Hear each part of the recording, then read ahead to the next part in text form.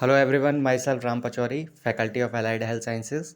मैं आपको यहाँ पर डिप्लोमा बैचलर कोर्सेज़ के लिए आपको different pathology, microbiology, biochemistry, anatomy, physiology, अलग अलग सब्जेक्ट्स जो है मैं आपको वीडियोज़ यहाँ प्रोवाइड करता हूँ। तो आप लोग जो है यहाँ पर इस चैनल पर ज्वाइन कर सकते हैं और ज़्यादा से ज़्यादा वीडियोज़ जो है आप प्राप्त कर सकते हैं। इसके अलावा आप देखिए कि मेरे को जो है अलग अलग प्लेटफॉर्म पर आप ज्वाइन कर सकते हैं। जैसे टेलीग्राम पर पचौरी MLT ऑफिशियल के नाम से आपको 1000 से मोर स्टूडेंट्स का ग्रुप मिल जाएगा। इसके अलावा आपको इंस्टाग्राम आईडी जो आपको दी है उस पर आप इंस्टाग्राम पे ज्वाइन कर सकते हैं। और इसके अलावा मेरे व्हाट्सअप प्रोफाइल पर भी आप इसमें जो है ज्वाइन कर सकते हैं। मेरा नंबर है 6375524388। देखिए अपना टॉपिक कंटिन्यू करते हैं। Hello everyone, myself Ram Pachauri and you are all most welcome to Pachauri MLT YouTube channel.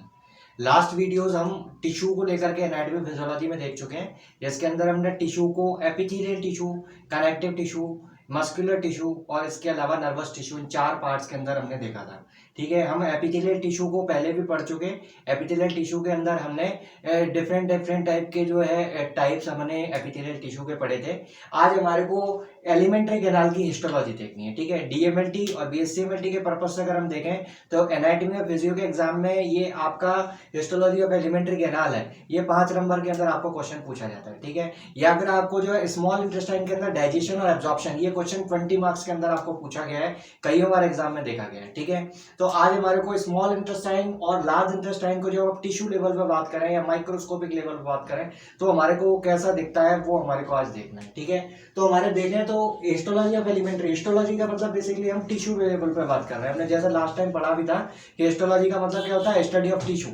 तो हमारे को एलिमेंट्री कैनाल की स्टडी करनी है टिश्यू लेवल पे। ठीक है, एलिमेंट्री कैनाल हमारा क्या होता है, जो गैस्ट्रोइंटेस्टाइनल ट्रैक है हमारा, जो हमारे कहाँ है, माउथ से स्टार्ट होता है। ठीक है, ये जो हमारा GI ट्रैक है वो आपका कहां से स्टार्ट होता है, माउथ से, और एनस तक जाकर के ओपन होता है। अराउंड 9 to 10 मीटर का जो है एलिमेंट्री कैनाल का लेंथ होता है, जो आप देखते हैं। ठीक है, इसके अंदर कई सारे आपके जो है मिड में ऑर्गन्स हैं जो प्रेजेंट होते हैं, जैसे माउथ के बाद आप oesophagus, stomach, small intestine, large intestine और इनके डिफरेंट पार्ट्स हैं जो हम देखते हैं। ठीक है, तो आज हमारे को इसका हिस्टोलॉजी देखना है क्या है और कितनी लेयर्स इसके अंदर पाई जाती है। ठीक है, इसको क्या है, हम एक सिंप्लीफाइड डायग्राम के थ्रू देखते हैं। एक इस तरीके से आप अगर एग्जाम में बना के आ जाएंगे तो आपको हिस्टोलॉजी बिल्कुल एकदम क्रिस्टल क्लियर हो जाएगा। ठीक है, आपके जो है मार्क्स कहीं नहीं घटेंगे। इसके अंदर देखें तो सबसे पहले आउटर मोस्ट लेयर जो होती है, हम इनमें जो हिस्टोलॉजी बात कर रहे हैं वो किस किस की कर रहे हैं।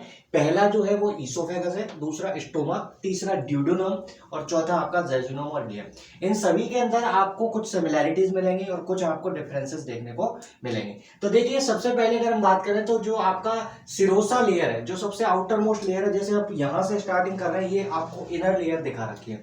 यहाँ पर आउटर लेयर और यहाँ पर क्या है, इनर लेयर है। तो इसके अंदर जो सबसे बाहरी लेयर होती है उसको आप सिरोसा के नाम से जानते हैं, और ईसोफेगस के अंदर उसको एक नया नाम दिया जाता है, इसको ट्यूनिका एडवेंशिया कहते हैं। ठीक है, सबसे आउटर मोस्ट लेयर जो आप देख पा रहे हो, ये वाली जो लेयर है वो क्या है, आपकी सिरोसा की लेयर है, ये लिख रखा है सिरोसा। ठीक है, देन इसके बाद अगर हम देखें कि दूसरी लेयर जो होती है वो होती है मसल्स की बनी हुई, जिसको मस्कुलरिस के नाम से जानते हैं। देखिए इसमें जितनी भी है, ईसोफेगस है, ड्यूडेनम है, जेजुनम, इलियम है, इन सभी के अंदर आपको 2 ही मसल की लेयर पाई जाती है। बट स्टोमक के अंदर आपको पेरिस्टाइलिसिस मूवमेंट देखने को मिलता है। क्या मिलता है, आप बोलेंगे स्टोमक के अंदर पेरिस्टाइलिसिस पाया जाता है। ठीक है, और पेरिस्टाइलिसिस का मतलब होता है कि रेगुलर जो मस्कुलर कॉन्ट्रैक्शन और रिलैक्सेशन जो है सबसे ज्यादा आपको जो स्टोमक की वॉल में मिलते हैं। इसीलिए क्या होता है कि आपको वहां पर ये स्टोमक की वॉल है वो 3 लेयर्स की बनी होती है। ठीक है, तो इसमें सबसे आउटर मोस्ट जो लेयर है वो आपकी कैसी होती है, सर्कुलर होती है। ठीक है, इसके अंदर पहले आपकी लॉन्गिट्यूडिनल लेयर होगी, देन उसके बाद सर्कुलर लेयर होगी, और देन उसके बाद जो ऑब्लिक लेयर है वो सिर्फ और सिर्फ स्टोमक के अंदर पाई जाती है। वो आपको जो है किसी और जो ऑर्गन है उसके अंदर प्रेजेंट नहीं होगी। तो सबसे पहले आउटर मोस्ट लेयर जो है आपकी वो क्या है, लॉन्गिट्यूडिनल है।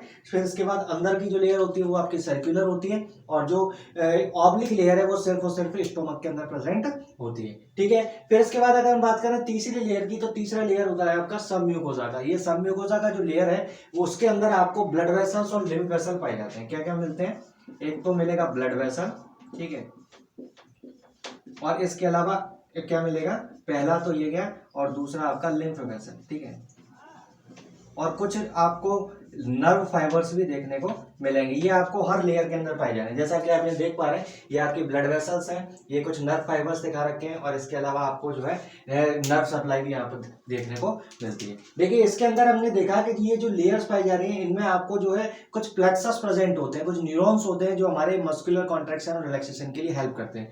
तो इसके अंदर देखें तो यहाँ पर आपके जो लॉन्गिट्यूडनल और सर्कुलर लेयर है उसके बीच में एक प्लेक्सस होता है, जिसको कहते हैं ऑर्बिक प्लेक्सस।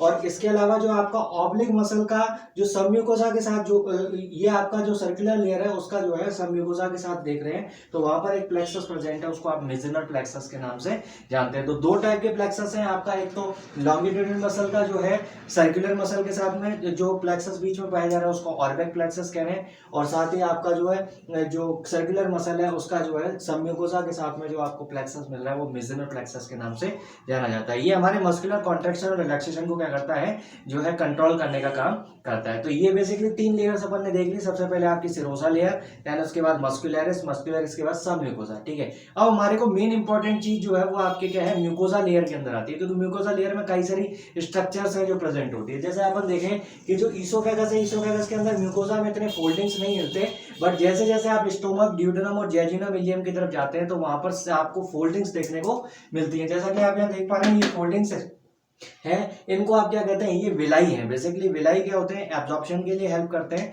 तो हमारा फूड जो है वो मेनली स्टोमक के अंदर जो है जब डाइजेस्ट होने लगता है गैस्ट्रिक जूस से, तो फिर क्या होगा कि वो जो है इंटेस्टाइन के अंदर जाकर के क्या करना होता है, उसका जो है पूरा तरीके से डाइजेशन एब्जॉर्प्शन कराना होता है। तो उसके लिए हमारे को क्या होता है, विलाई की नीड होती है। विलाई हमारे क्या होते हैं, इस तरीके से फोल्डेड स्ट्रक्चर होती है, और इनके ऊपर किस फिंगर लाइक प्रोजेक्शन भी देखने को मिलते हैं। जैसे मैं यहाँ पर एक स्ट्रक्चर बनाऊं तो इस तरीके से आपको यूं फिंगर लाइक प्रोजेक्शन है, जिसको माइक्रोवेलाई के नाम से जानते हो। ठीक है, तो ये जो आपके माइक्रोवेलाई है वो मेनली हमारे क्या करते हैं, एब्जॉर्प्शन के अंदर हेल्प करते हैं। अब इसके अंदर क्या होता है कि नीचे की तरफ ये देखें तो ये एक घड़े जैसी स्ट्रक्चर जो है वो आपको यहाँ देखने को मिल रही है। ये कुछ दरारें हैं जिसको आप क्रिप्टस ऑफ लैबरबोहन के नाम से जानते हैं, जो आपको मेनली जैजुनम और इलियम के अंदर पाई जाती है। ठीक है, ऐसे ही आपको क्रिप्टस ऑफ लैबरबोहन यहाँ भी मिल रही है, कुछ आपको ड्यूडेनम के अंदर भी पाए जाते हैं। ठीक है, इसके अंदर एक ग्लैंड होता है जो कि आपके क्या होता है, ड्यूडेनम से निकल करके और सब म्यूकोसा वाली लेयर में आ जाता है। इस ग्लैंड को आप ब्रूनर ग्लैंड के नाम से जानते हैं। ठीक है, ये एकमात्र ऐसा ग्लैंड है जो आपके सब म्यूकोसा लेयर में पाया जा रहा है। बाकी जितने भी ग्लैंड्स हैं वो आपको जो है सारे के सारे म्यूकोसा लेयर के अंदर ही प्रेजेंट होते हैं। सारी सेल्स आपके म्यूकोसा में होती है। बस ब्रूनर ग्लैंड एक ऐसी ग्लैंड है जो सब म्यूकोसा के अंदर पाई जाती है। ठीक है, ये ब्रूनर ग्लैंड जो है हमारे इंटेस्टाइनल जूस के सिक्रेशन और साथ ही साथ नॉन एंजाइमेटिक सिक्रेशन कराने में हेल्प करती है। ठीक है, साथ ही साथ इसके अंदर हम देखें तो इसके चारों तरफ आपको कुछ सेल्स की कवरिंग देखने को मिलती है। इसको आप पेनिस सेल के नाम से जानते हैं। ठीक है, ये पेनिस सेल जो है वो भी क्या करेगी, इंटेस्टाइनल जूस सिक्रेशन कराने में हेल्प करेगी, और साथ ही साथ इसके अंदर ये लाइसोजाइम और डिफेंसिव एंजाइम भी बनाती है। ठीक है, इसके अलावा जो है यहाँ पर कुछ सेल्स का आपको घिराव देखने को मिल रहा है। इसको आप पेयर ऑफ पैचेस के नाम से जानते हो। ये बेसिकली इंटेस्टाइनल टॉन्सिल के नाम से जाने जाते हैं, और ये जो है हमारे क्या करते हैं, कुछ जो है इंटेस्टाइनल लिम्फ नोड्स हैं जो हमारे क्या करते हैं, एंटीबॉडीज के प्रोडक्शन और हमारे जो है बैक्टीरियल जो एक्शन है उनसे हमारे को क्या करते हैं, प्रिवेंट करते हैं। कोई बैक्टीरिया आता है तो उसके लिए क्या करते हैं, एंटीबॉडीज का प्रोडक्शन करवाने का काम करते हैं। ठीक है, तो ये हमारे जो है वो क्या है, स्पेसिफिसिटी है किसकी, जैजुनम की। तो देखिए इसके अंदर क्या क्या चीजें स्पेसिफिक रही, तो हम कहेंगे कि देखो स्टोमक के अंदर आपको 3 लेयर्स देखने को मिल रही है, बाकी सबके अंदर 2 ही लेयर है। देन इसके बाद ब्लड वेसल्स सबके अंदर पाई जाती है। इसके अलावा सबसे जो इंपॉर्टेंट चीज इसोफेगस के लिए वो क्या है कि यहाँ पर सिरोसा की जगह इसको क्या नाम ले देते हैं, ट्यूनिका एडवेंशिया। इसके अलावा जो स्पेशलिटीज आपको म्यूकोसा लेयर में देखने को मिल रही है वहां पर क्या है, एक तो ड्यूडेनम है और एक जैजुनम इलियम है, जिसके अंदर आपको क्रिप्टस ऑफ लैबरबोहन देखने को मिलता है। एक इसके अलावा पेनिस सेल है और साथ में पेयर ऑफ पैचेस भी पाए जाते हैं। और एक स्पेशलिटी आपको याद रखनी है क्या, ड्यूडेनम को लेकर के, कि ड्यूडेनम में जो है सब म्यूकोसा वाले लेयर में आपको क्या मिलेगी, ब्रूनर ग्लैंड्स जो है वो पाई जाती है। ठीक है, तो ये रहा आपका हिस्टोलॉजी ऑफ एलिमेंट्री कैनाल। आपको आई होप कि समझ में आ गया होगा। अगर कोई भी दिक्कत आती है तो आप लोग कमेंट करके पूछें।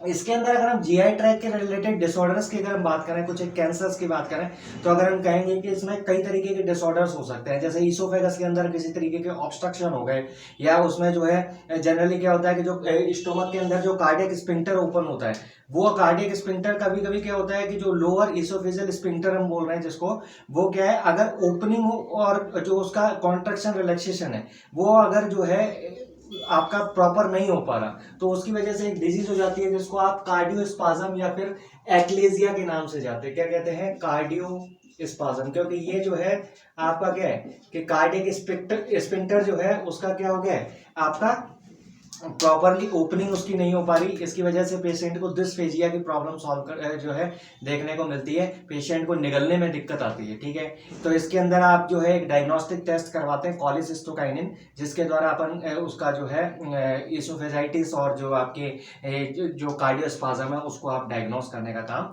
करते हैं। इसके अलावा अदर कुछ एक डिसऑर्डर्स की बात करें तो अपन जो है गैस्ट्रिक अल्सर, पेप्टिक अल्सर देखने को मिलता है, और पैनक्रियाज के अंदर कोई इन्फ्लामेशन हो गया तो पैनक्रियाटाइटिस हो गया।